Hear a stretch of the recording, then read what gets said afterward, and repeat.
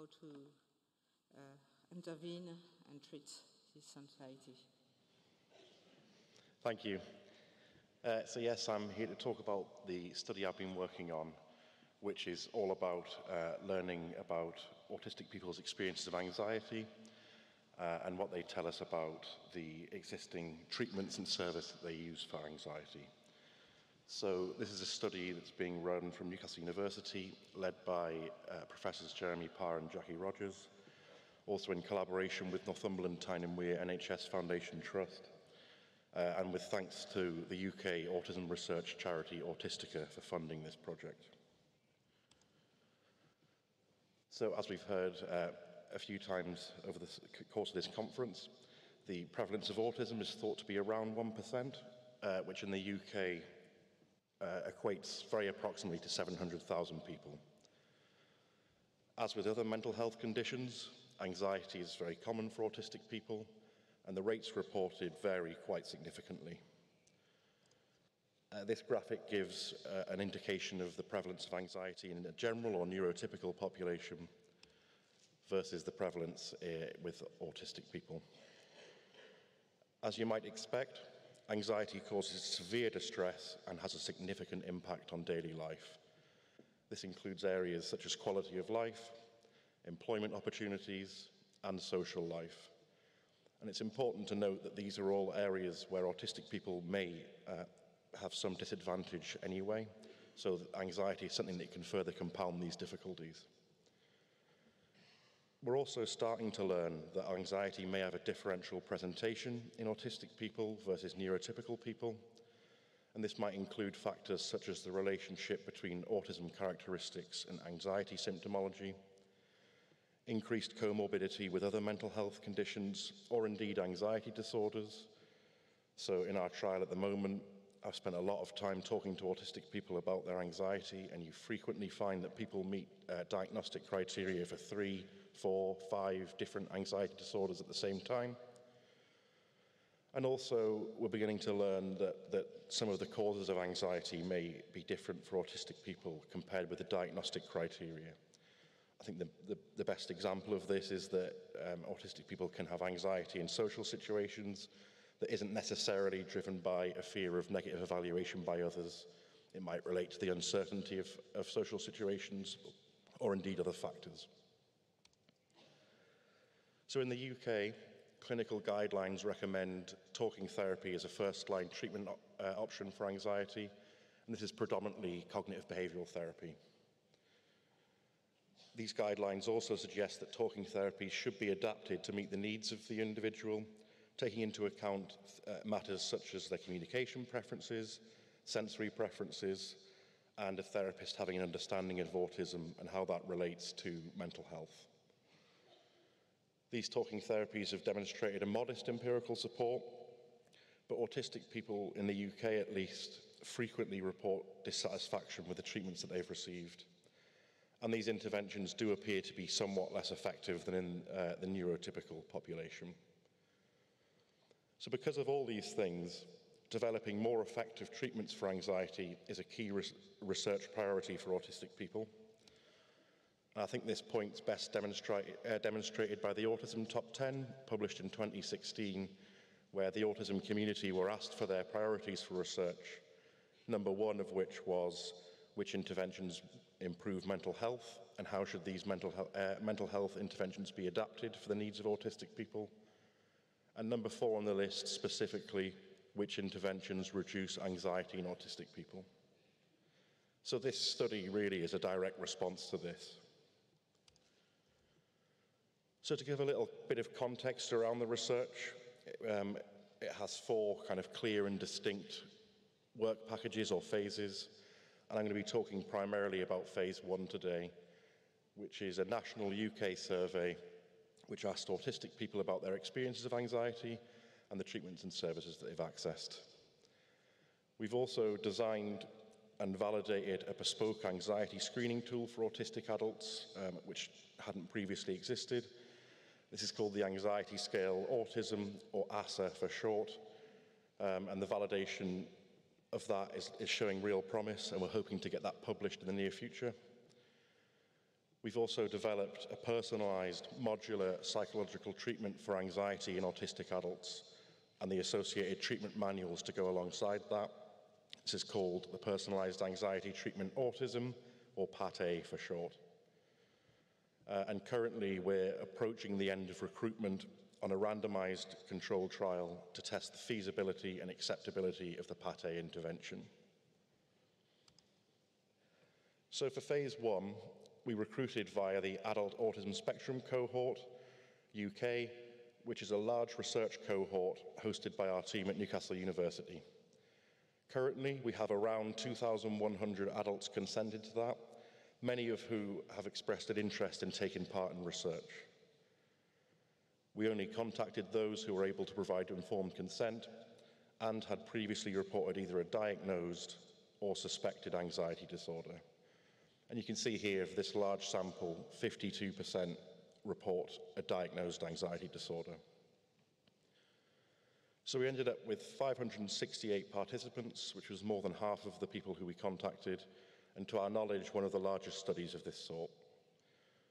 The age range of the sample ranged between 16 and 77, with a mean age of just under 42. Perhaps uncommonly, the majority of our sample were female, just under 54%. And we also looked at the mean SRS score of the sample as a measure of autism characteristics, which comes right on the borderline between moderate and severe as listed by the SRS. So in this phase, we asked participants either online or by post to complete a bespoke survey about their experiences of anxiety, the treatments they've received, and any tips that they'd had for managing anxiety.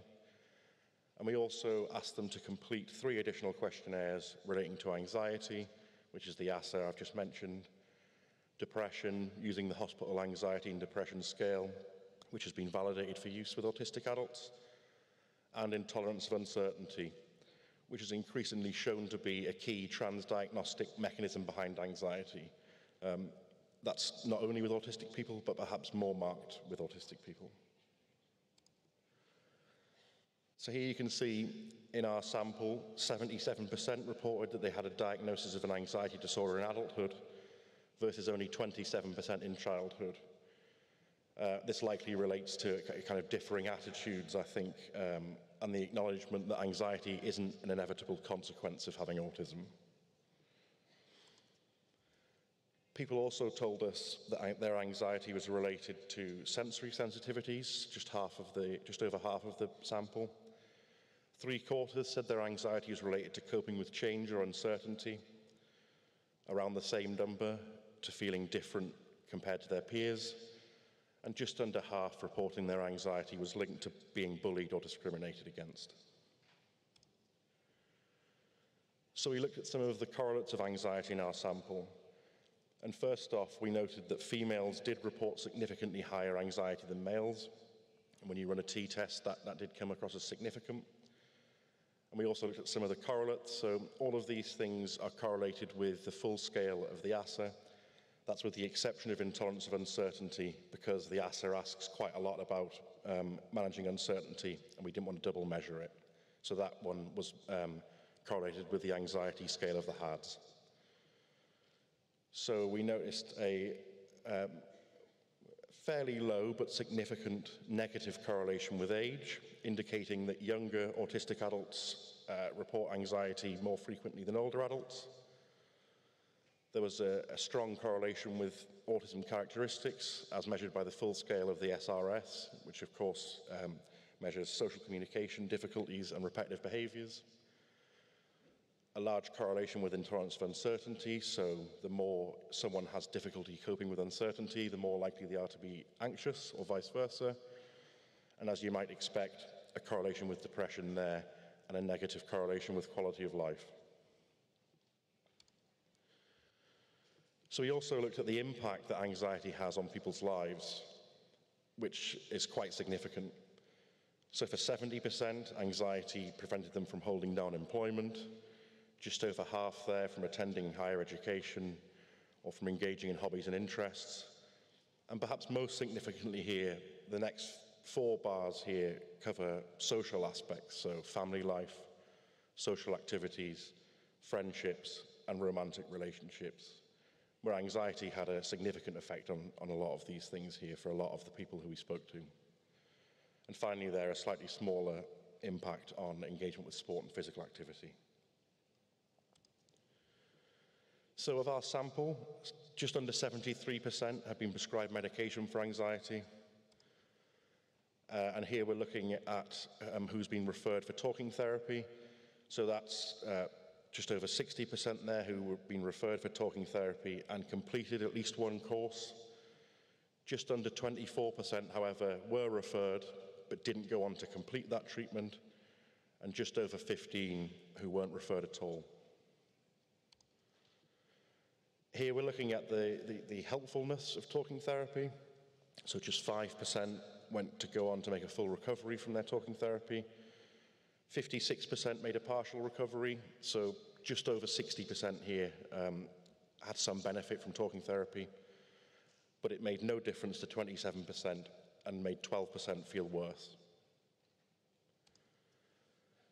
So we went on to look a little bit into the reasons why those people who were referred to for therapy but didn't complete it, what the reasons were for that. I think most significantly here is the fact that 60% said the treatment wasn't helpful, and just over half said the service wasn't adapted to meet their needs. Here we go on to look a little bit further into if the service was adapted, with just under a quarter saying it was, just under a quarter saying it wasn't, but actually for them that was okay, they didn't felt they need that. And significantly, over half reported that the service wasn't adapted to meet their needs, but that would have been helpful for them. So here we're looking at the importance and availability of these key adjustments. So these are in UK services. And the bars on the left, the sort of green ones, are the importance, and the darker blue, availability. Again, so a 5 would indicate that it was very important, always available, and a 1, not at all important or never available. And I guess what's striking here is the disparity between the two. So here we're looking at the adjustments that the therapist might make to their approach. And you can see the first one here, having a therapist who understands autism was rated as very important by almost everyone, but actually available less than half of the time, probably. I won't go through them all, but when you eyeball the data in these graphs, it seems like a lot of people place the most importance on the adaptations that the therapist would make.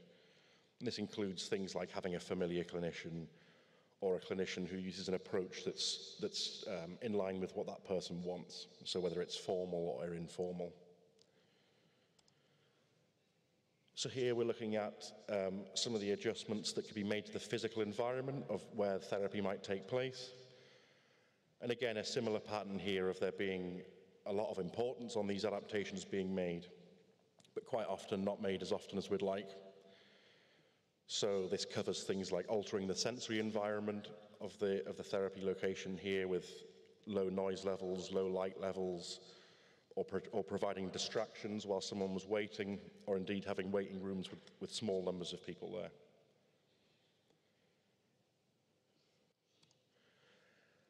Finally here, we're looking at adjustments to the kind of therapeutic process itself. And again, the pattern's the same. Perhaps slightly less important than adaptations that the therapist can make, but certainly important to most and not available as often as we'd like. So this might be about the way the therapy was delivered, online, via apps, changing how often you're asked to attend, how long the appointments are, or indeed this last bar here, almost offering some pre-therapy to help combat the things that might make attending difficult for the person. So helping them manage the uncertainty of who will be there or what the therapist will be like. And like I said, the pattern here is the same. So we looked into a few correlations here with the importance and availability of adaptations. And what we found is actually the more important that people thought an adjustment was, the less likely it was to be available to them. And also, I think really crucially here, the availability of key adjustments was associated with better self-reported therapeutic outcomes. And again, it's what you might expect, but what we're finding here is that people benefit more from therapy if it's adapted to meet their needs. So what can we conclude from this? Like many research that's come before, anxiety appears to be very common, and it's related to autism characteristics, an intolerance of uncertainty, depression, and I'm sure other mental health conditions, and a poorer quality of life. Anxiety significantly impacts on daily life, and in many areas where autistic people may already be disadvantaged, such as accessing employment opportunities. The effectiveness of psychological therapy is variable, so around 60% of our sample did benefit, which is probably broadly comparable to the general population, but it's still not working as often as we'd like it to. And we can make treatments more effective by making key adaptations to the therapist's approach, the physical environment, and the therapeutic process. Despite the importance of these adaptations and the fact that they boost the benefits that can be had from therapy, what we've found here is that these adaptations are not as frequently available as we'd like in the UK. And in almost all cases, they're available to half the people we spoke to or less. There's also still a lot to learn from this data. We have huge amounts of qualitative data where people have talked in detail about what they found difficult about attending therapy or why they think they've not benefited from therapy as much as they'd like. And we will go on to analyse this and hopefully publish it as well. So finally, leading on to where we're at now with this, which is the kind of fourth phase of this study. And we're approaching the end of recruitment here for this. And this is the Personalised Anxiety Treatment Study, the Part A. And we're looking to test the feasibility and acceptability of this. So we're spending a lot of time with autistic people, getting a really detailed assessment, a diagnostic assessment, and also some things we've created ourselves to capture some of this differential nature of anxiety in autistic people. And we take all of this information and try and use it to plot a treatment path that will be most helpful for that person. We've developed an algorithm for doing that. So once someone's gone through the assessment process, which can take some time, they'll receive a combination of treatment modules, and we have 5 available. So the first one, helping people to understand and describe their emotions, which may scaffold the ability to which they're able to benefit from subsequent treatments. We've also designed a bespoke anxiety intervention for social anxiety that does capture some of this fear of being judged, but also some of the unique social anxiety that's experienced by autistic people, and factoring in social skills and things like that. We have a module for helping people to cope with uncertainty in everyday situations, and this is something that had been developed before by Jackie Rogers and colleagues. And there's a few published studies here that are reporting on this, and it seems to be a really positive treatment solution for people who are suffering with anxiety. We have a virtual reality environment to treat specific phobias. So this is where someone might do their CBT behavioural experiments or exposure, but it's within a virtual environment, and you're sat with your therapist on an iPad going through pre-programmed situations to help people exposed to phobia whilst taking away some of those uncertainties. We've also developed a mindfulness specifically for autistic people to help them tolerate distress when that's needed. So like I said, someone may come in and have one of these modules. They may have a combination of several of them. And of course, given our findings, we make every effort to offer adjustments that are important to that person. We expect this study to be completed in the summer, and again, we will report on those findings then. So thank you for listening.